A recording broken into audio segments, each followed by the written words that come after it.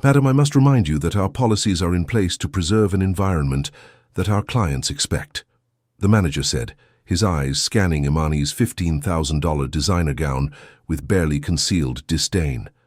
The irony was staggering. Here stood a woman whose custom Valentino dress cost more than most people's monthly salary, being lectured about standards by a man who clearly couldn't recognize luxury when it was standing right in front of him. Her diamond earrings caught the restaurant's warm lighting as she maintained perfect composure, though every fiber of her being registered the insult.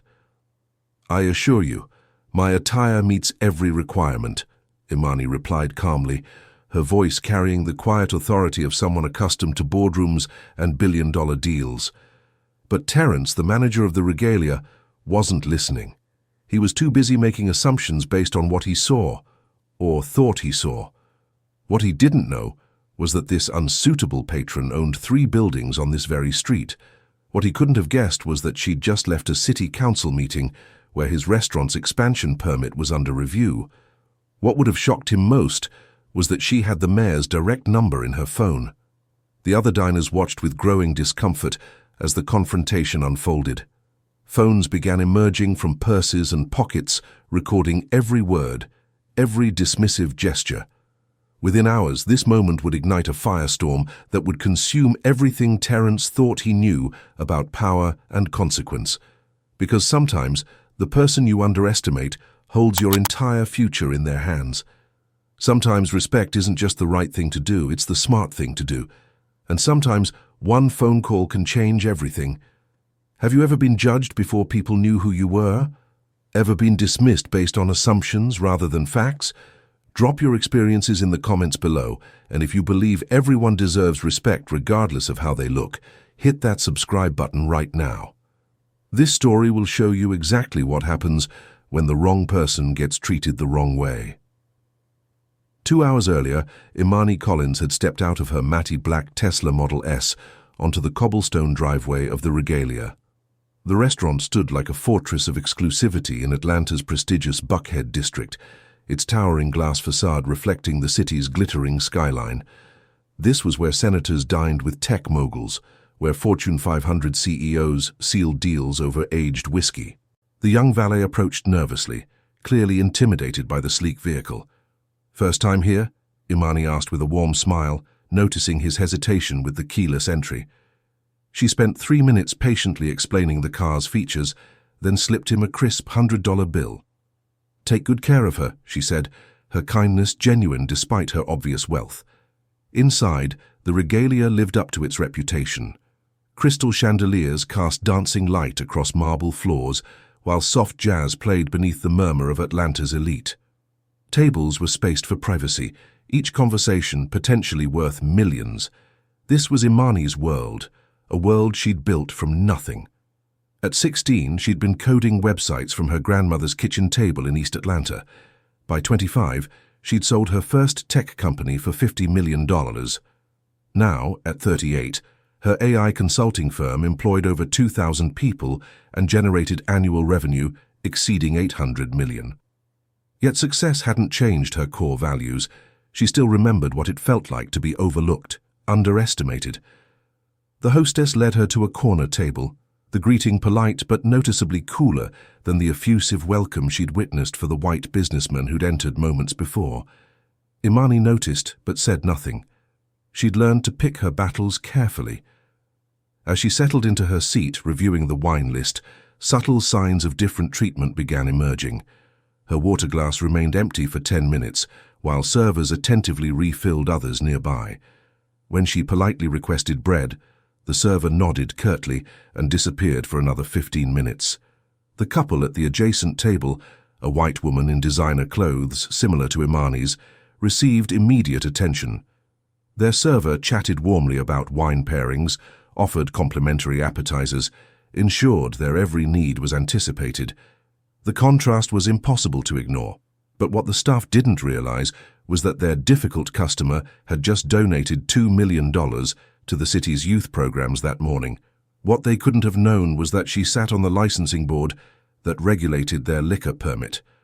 What would have changed everything was understanding that Imani Collins wasn't just another wealthy patron.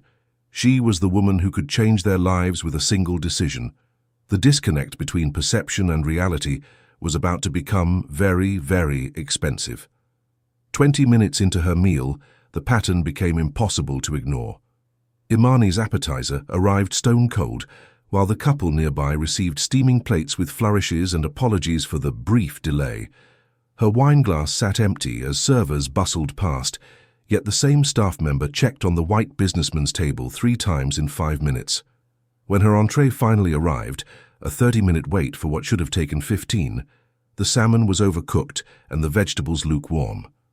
Meanwhile, the woman at the next table received a complimentary amuse-bouche from the chef and animated descriptions of each dish's preparation.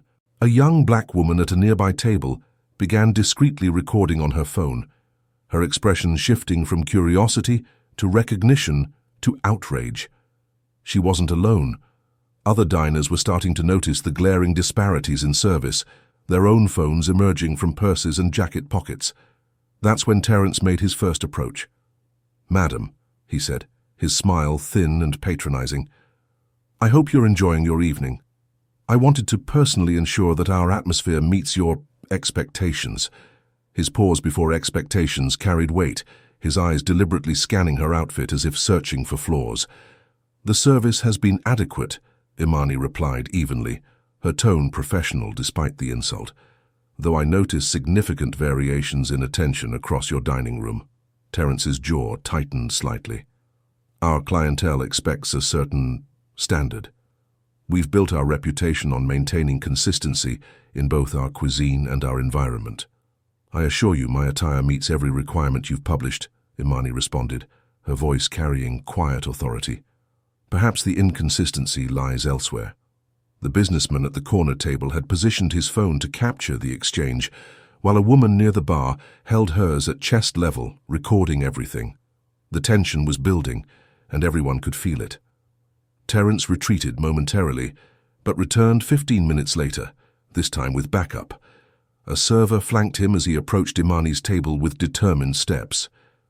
"Madam, I'm afraid there's been a misunderstanding about our reservation policies," he began, his voice loud enough for surrounding tables to hear. "Our tables are intended for prompt dining experiences, and you've been occupying this space for over an hour." The absurdity was staggering. The white couple nearby had been there longer, leisurely working through their 3rd course and 2nd bottle of wine, yet somehow Imani's presence was the problem. "I must ask that you conclude your visit," Terence continued, his tone brooking no argument. "We have other guests waiting." The restaurant was barely half full, phones were now recording openly. The young woman who'd first started filming had moved to a better angle. A well-dressed man at the bar turned his device toward the confrontation. Even other staff members glanced nervously at the scene, clearly uncomfortable with what they were witnessing. Imani slowly placed her napkin on the table, her movements deliberate and controlled. The injustice was complete, the evidence overwhelming, and the consequences about to begin. Every gesture, every dismissive word, every moment of discrimination had been captured in high definition. Imani rose from her chair with the grace of a queen leaving her throne. No angry words, no raised voice, no dramatic gestures, just quiet dignity in the face of public humiliation. She gathered her purse, left a $20 tip for the server who'd been caught in the middle, and walked toward the exit with her head held high. Behind her, phones continued recording. The young woman near the bar whispered urgently to her companion, "Do you know who that is?" Others exchanged glances, sensing they'd witnessed something significant.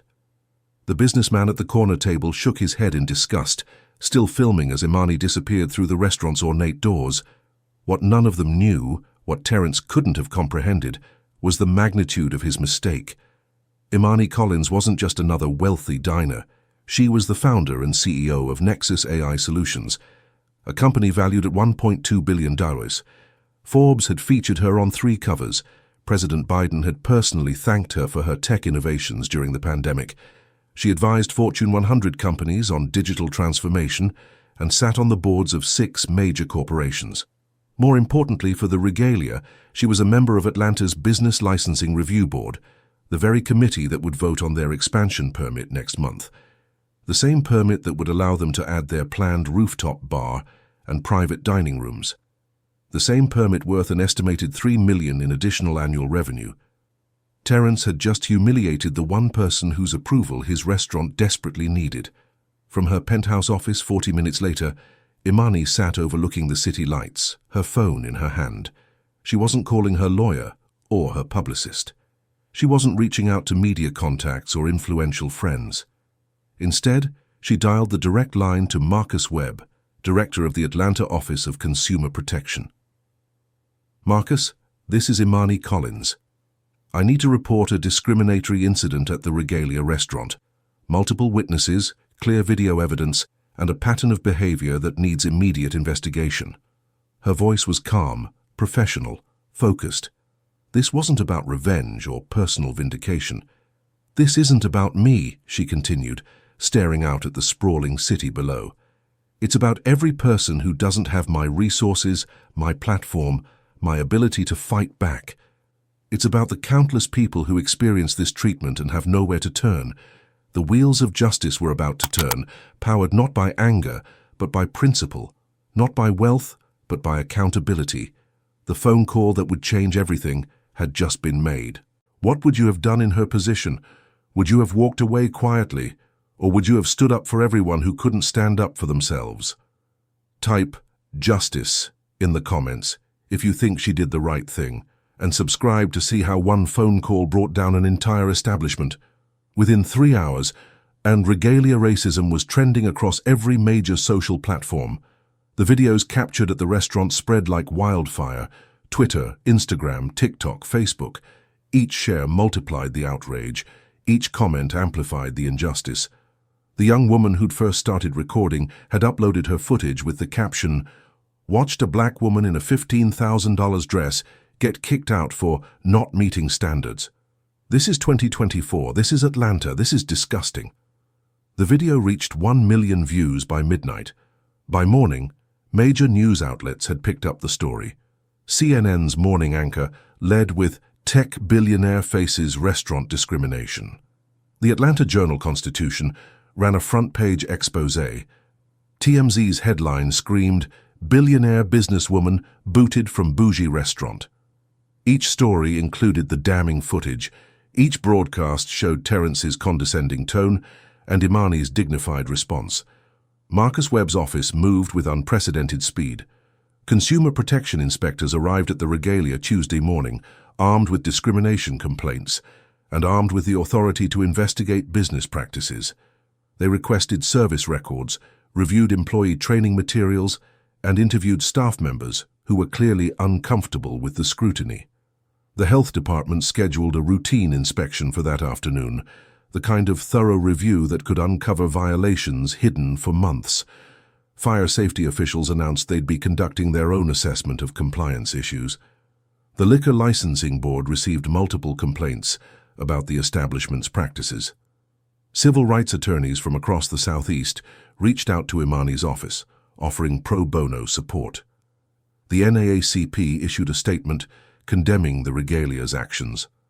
Local community leaders organized peaceful demonstrations outside the restaurant, carrying signs reading, "Dignity is not negotiable," and "Respect has no color." The reservation system collapsed under the weight of cancellations. Corporate clients withdrew their planned events. The mayor's office quietly moved their scheduled fundraising dinner to another venue. Atlanta's social elite, many of whom had witnessed similar incidents or heard whispered stories, suddenly found other places to spend their money. More damaging still, current and former employees began speaking out. A server revealed she'd been instructed to watch certain types of customers more closely. A hostess shared text messages from management suggesting they maintain the right clientele mix. A former bartender described being reprimanded for being too friendly with black patrons.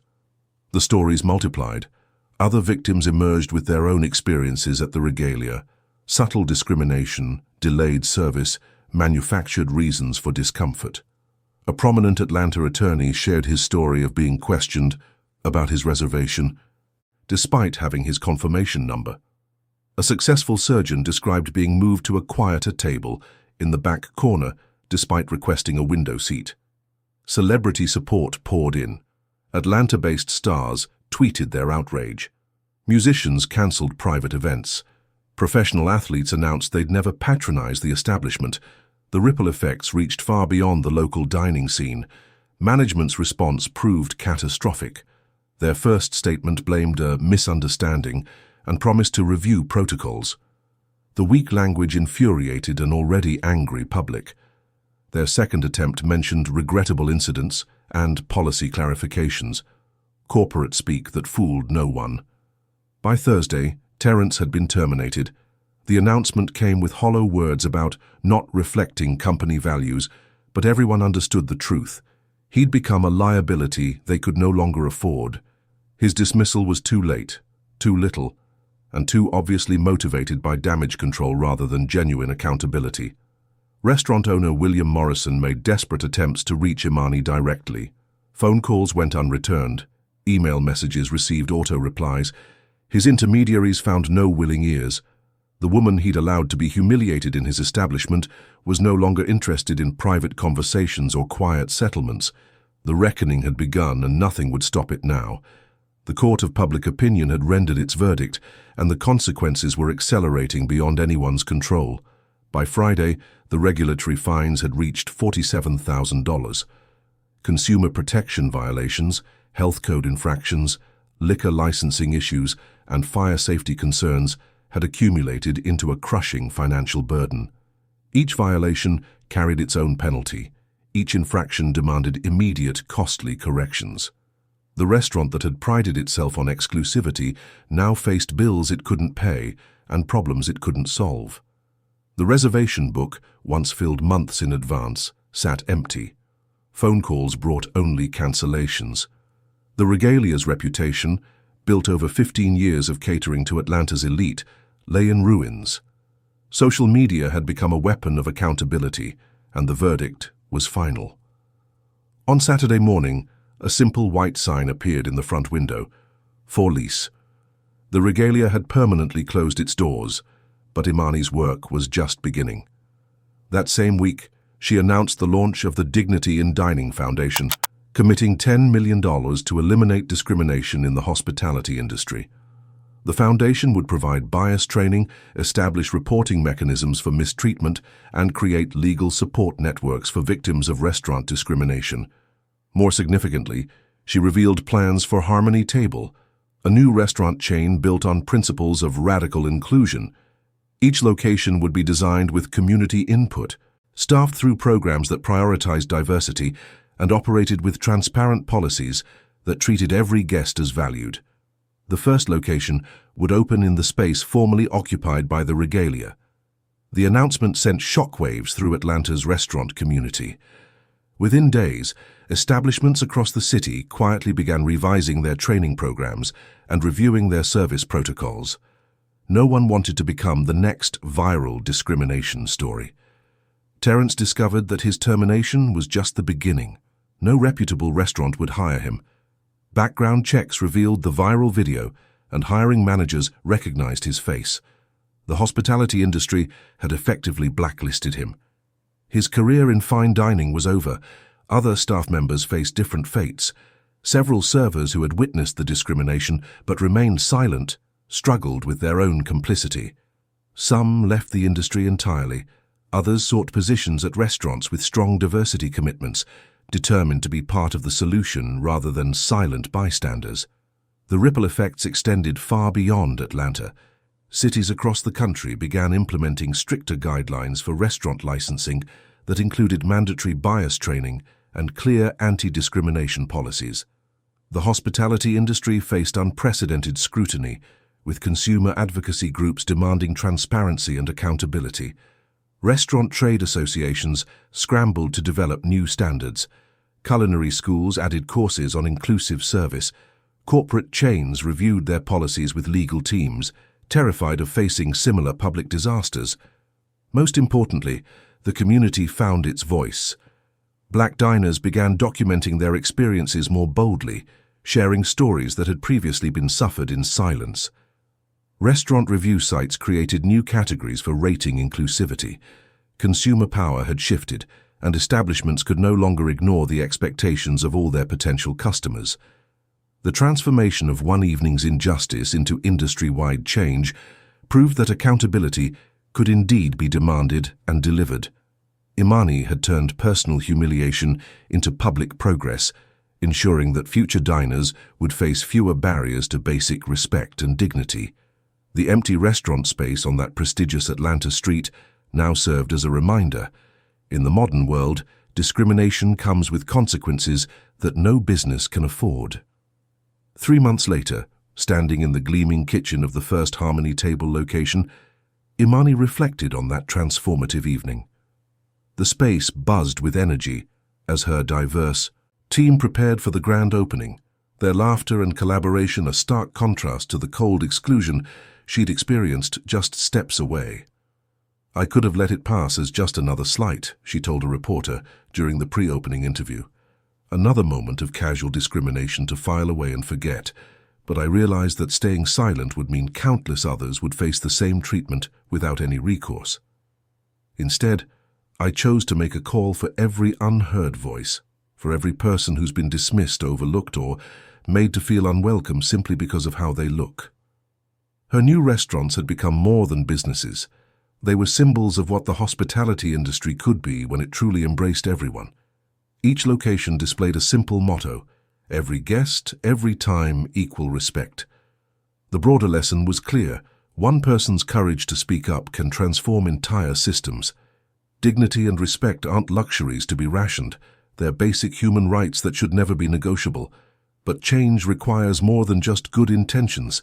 It demands action, accountability, and the willingness to use whatever power you have to protect those who have less. This story proves that justice can prevail when people refuse to accept discrimination as normal. It shows that holding businesses accountable for their treatment of all customers isn't just possible. It's essential. We all have the power to create change, whether through our voices, our choices, or our votes with our wallets. Every time we speak up against injustice, every time we support businesses that treat everyone with respect, we're building a better world. Share your own experiences of standing up for what's right in the comments below. Let others know that they're not alone in facing these challenges, and that their courage matters too. Subscribe for more stories of courage and transformation that prove ordinary people can achieve extraordinary change when they refuse to stay silent.